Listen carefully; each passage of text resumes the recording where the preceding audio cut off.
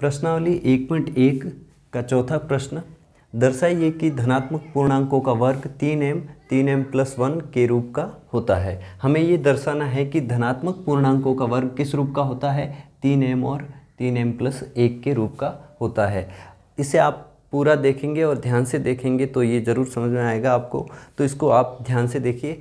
हमें क्या करना है, माना हम यहाँ से इसका सॉल्यूशन शुरू करते हैं। माना ए कोई धनात्मक पूर्णांक है, ठीक है।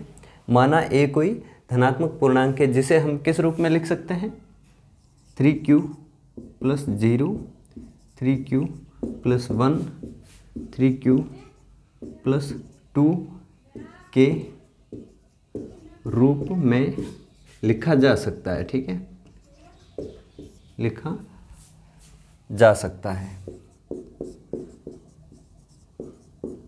ये हमने माना है कि माना ए कोई धनात्मक पूर्णांक है और उसे हम किस रूप में लिख सकते हैं, 3q + 1 3q + 2 3q + 0 के रूप में लिखा जा सकता है। ये हमने माना है, ठीक है। तो अब हम क्या करेंगे, यहाँ पे प्रश्न क्या है कि धनात्मक पूर्णांकों का वर्ग।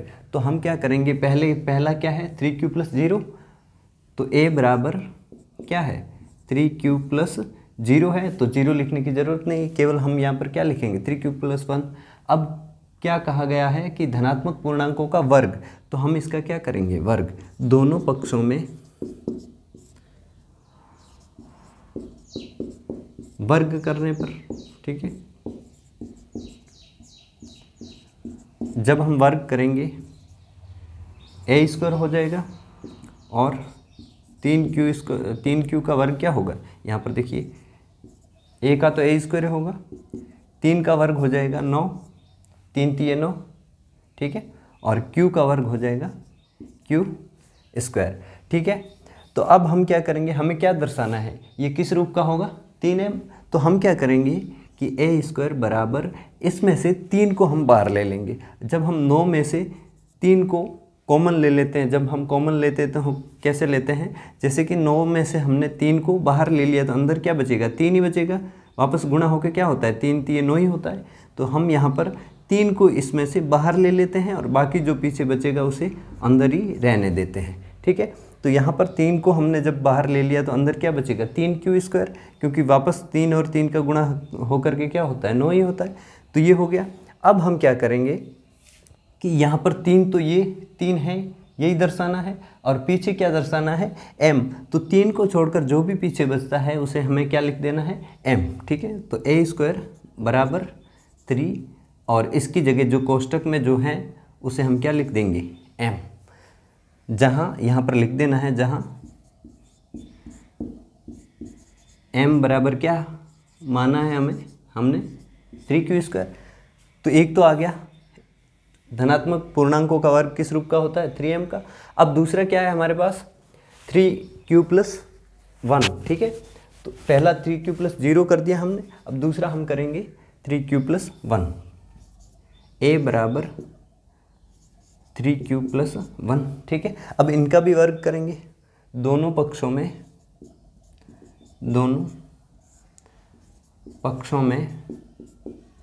वर्ग करने पर, ठीक है।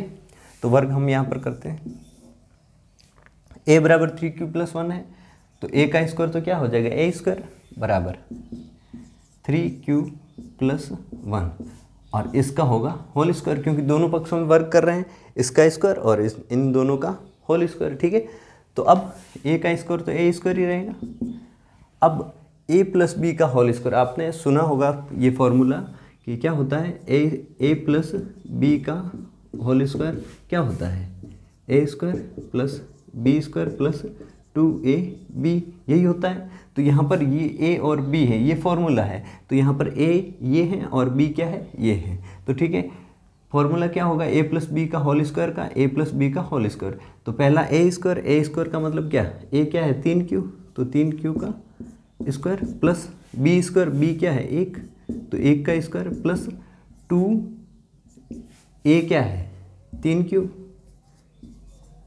इंटू बी क्या है 1। यहाँ पर फॉर्मूला क्या है 2AB, तो 2A ये है और B ये है, ठीक है। तो अब यहाँ पर A² बराबर 3Q का स्क्वायर क्या होगा, 3 का स्क्वायर क्या होता है 9, और Q का स्क्वायर क्या हो जाएगा Q² प्लस अब 1 का स्क्वायर 1 ही होता है, 1 का वर्ग 1 गुणा 1 1 ही होगा, और यहाँ पर इसको गुणा करेंगे तो 2 3 6 और 1 से गुणा करेंगे तो ही 6 ही रहेगा, तो इसका क्या हो जाएगा 6Q, ठीक है। अब हमें पहले हमने क्या दर्शाया 3M, अब 3M प्लस 1 ये दर्शाना है, तो यहाँ पर देखिए A² बराबर 9Q², यहाँ पर लिखेंगे 9Q² प्लस ये 6Q, ठीक है, और प्लस क्या है 1 है, ठीक है। अब पीछे +1 यहाँ पर हमें ये लाना है, तो इसको हम यहाँ पर +1 को छोड़ देते हैं, ठीक है। अब हम क्या करेंगे A² बराबर इन दोनों में से, किस में से, इन दोनों में से हमें 3 को बाहर ले लेना है, ठीक है। तो जब हम 9Q² में से 3 को बाहर लेंगे तो अंदर क्या बचेगा 3Q², क्योंकि 3 का और 3Q² का जब हम गुणा करते हैं तो 3 3 9Q² वापस हो जाएगा, ठीक है। प्लस अब 6Q में से 3 बाहर ले लिया तो पीछे क्या बचेगा 2Q, क्योंकि जब हम 3 का और 2Q का गुणा करेंगे तो क्या होगा वापस 6Q हो जाएगा, तो ये आ गया, और पीछे तो क्या +1 है, ठीक है। तो अब यहाँ पर A² बराबर 3, और जो कोष्टक में है उसको हम क्या मान लेते हैं M + 1, यहाँ पर लिख दीजिए, जहाँ M बराबर हमने क्या माना है, जहाँ M बराबर क्या है 3Q² प्लस 2Q, ये हो गया, किस रूप का हो गया 3M + 1 का। अब दूसरा क्या है 3Q + 2, ठीक है। तो इसको मिटा देते हैं, इसे मिटा देता हूँ, ठीक है।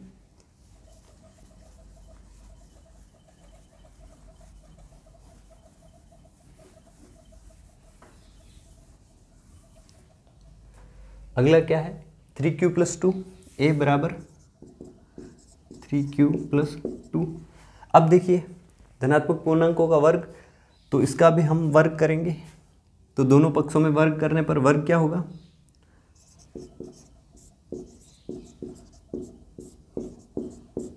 A का वर्ग तो हो जाएगा A² प्लस 3A² बराबर 3Q + 2, तो हम इसका भी वर्ग करेंगे, ठीक है। अब वही फॉर्मूला लगेगा, कौन सा, ये वाला, क्योंकि यहाँ पर क्या है होल स्क्वायर, A का तो स्क्वायर A² ही होगा, और इसका होल स्क्वायर A + B का होल स्क्वायर, तो क्या फॉर्मूला था A² + B² + 2AB, तो यहाँ पर A² क्या होगा 3Q², और 3Q का स्क्वायर कब क्या होता है 3 का 9 और Q का Q² प्लस B², तो B² क्या होगा 2 का स्क्वायर, ठीक है। 2 का स्क्वायर क्या होता है 4 होता है, 2 × 2 4 ही होगा, प्लस 2AB, तो 2 और A की जगह 3Q इंटू B की जगह क्या है 2, ठीक है। ये हो जाएगा उस फॉर्मूले में A² बराबर 9Q² ऐसे लिखेंगे 9Q² प्लस 3 का 2 से गुणा, 2 का 3 से 2 3 6 और 6 दूनी 12 हो जाएगा 12Q, प्लस पीछे ये क्या है 4 है, ठीक है। अब यहाँ पर देखिए हमें पीछे क्या रखना है +1, क्योंकि हमें यही दर्शाना है, तो हम क्या करेंगे पीछे +1 को छोड़ देते हैं यहाँ पर, तो यहाँ पर देखिए 9Q² प्लस 12Q।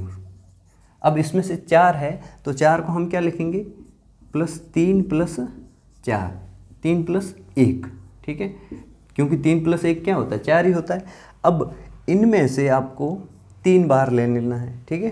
तो इनमें से हम, क्योंकि हमें 3M + 1 दर्शाना है, तो हम यहाँ पर इसमें से 3 बाहर ले लेते हैं, तो अंदर क्या बचेगा 9Q² में से जब हमने 3 बार ले लिया तो 3Q² बचेगा, ठीक है, प्लस 12Q में से जब हम 3 लेते हैं तो यहाँ पर क्या बचेगा 4Q, क्योंकि वापस 4 3 12 होता है, ठीक है, प्लस अब 3 में से 3 कॉमन ले लिया, ठीक है, तो पीछे क्या बचेगा 1, क्योंकि 3 का 1 से गुणा करेंगे तो वापस क्या होगा 3 होगा, और पीछे +1 तो है ही। ठीक है, अब इसको आप नाम दे दीजिए क्या, m। तो इसके बराबर हम क्या लिख देते हैं, m + 1। तो ये भी 3m + 1 के रूप का हो गया। अर्थात किसी भी धनात्मक पूर्णांकों का वर्ग किसके रूप का होता है, 3m, और 3m + 1 के रूप का होता है। ठीक है, तो ये तो हो गया हमारा